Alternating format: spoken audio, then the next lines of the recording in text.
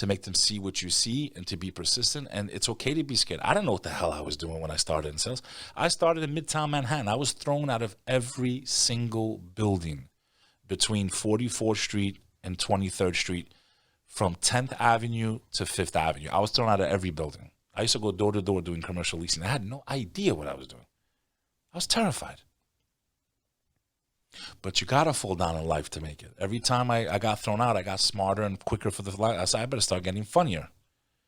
I better find a way. I knew just, hey, I do real estate. They'd throw me right the hell out. I got thrown out of Ralph Lauren's office by Ralph Lauren himself. But I made him come out his office.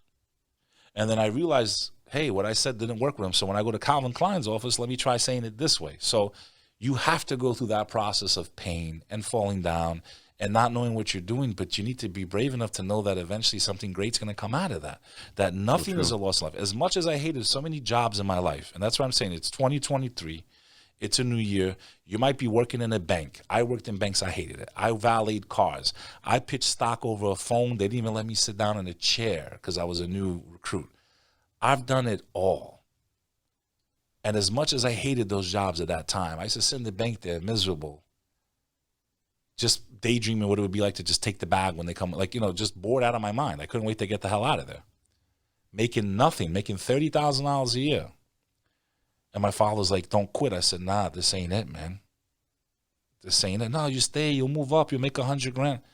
I quit. I went into a commission-only job. My third month on the job, I made $40,000 in 1 month. I went back to my old man and I said, I love you.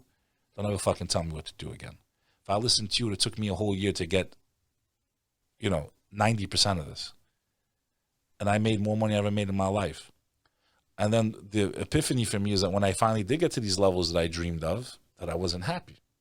Started making $500,000 a year, but I was going with an ambulance to the hospital because I was working for people that didn't appreciate me. And I realized I could never work for anyone ever again because even though I gave it everything I had, I worked 80 hours without taking a day off for weeks and broke records and did all this shit for them, that there was no logic in the corporate world, that the HR department is not there to protect the company. They're not there to protect like the culture. They're there to just to protect the company. You're expendable.